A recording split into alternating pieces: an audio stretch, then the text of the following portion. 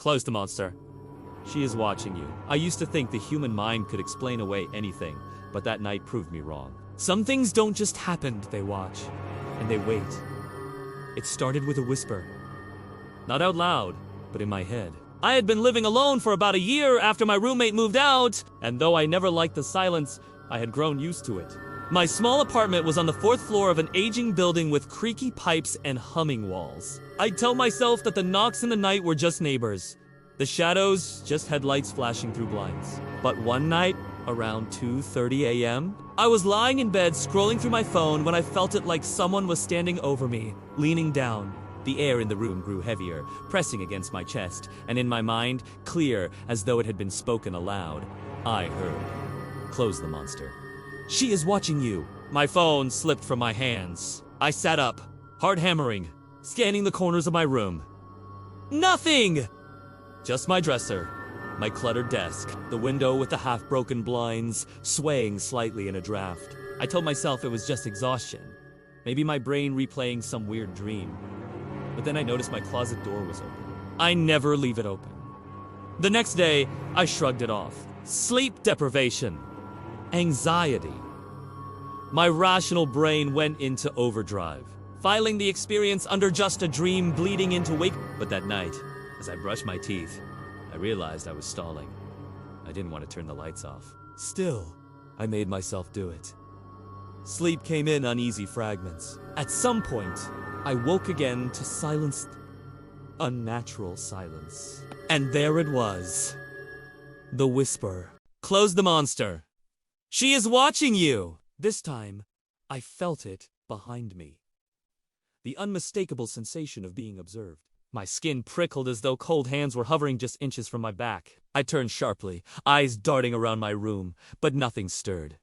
My closet was shut this time. I got up, hands trembling, and locked the door to my bedroom. Sleep never returned that night. Over the next week, it escalated. I would wake at 3:07 a.m. every night always that time with the same phrase pulsing in my head. Sometimes it felt like it came from the corner of the room. Sometimes the hallway, once from right under the bed. Close the monster! She is watching you. The worst part was the watching. I could feel her. Whoever she was. My apartment became unbearable at night. The hum of the fridge, the ticking pipes, everything felt like a signal, like the building itself was trying to cover up some other sound I wasn't meant to hear. Shadows stretched wrong.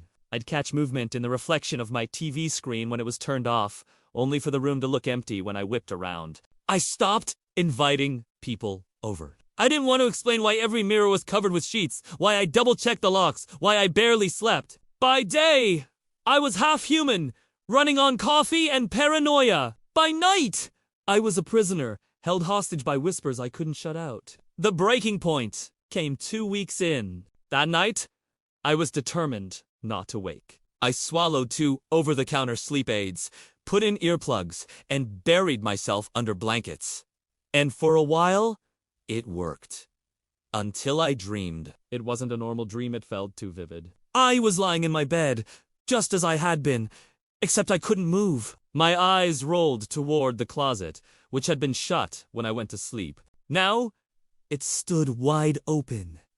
Inside, nothing but black. A darkness that seemed too alive. Out of it, a figure stepped forward. Not fast, just deliberate. Bare feet on carpet, pale skin stretched thin, hair falling over a face I couldn't see. She tilted her head, as though studying me, and then leaned down, inches from mine. Her lips never moved, but the whisper seared through my skull. Close the monster. She is watching you. I woke up choking. Earplugs still in.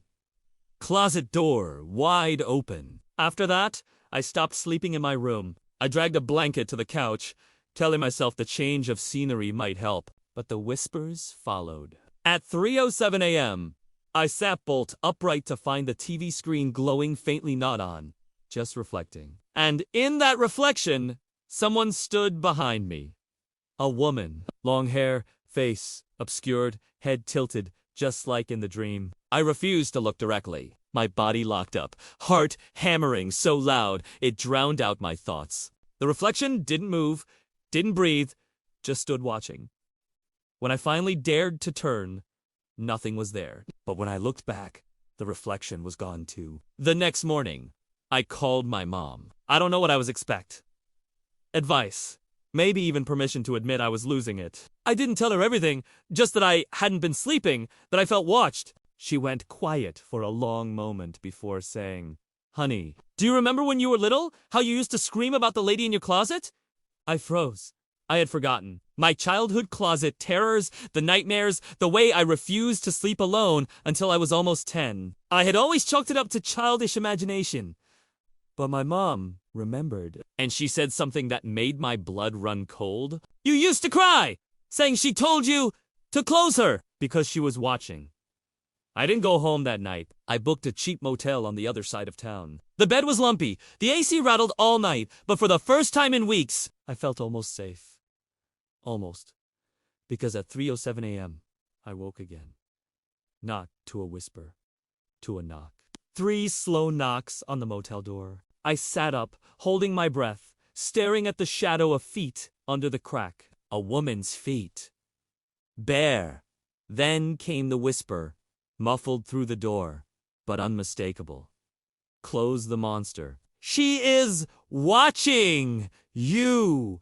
I checked out at sunrise, pale and trembling. I drove aimlessly for hours before forcing myself back to the apartment, too exhausted to think. The closet door was open. I slammed it shut, heart pounding, and shoved a chair against it. Then I covered every mirror, unplugged the TV, stuffed towels under the door. I wanted no reflections, no shadows, no entry points.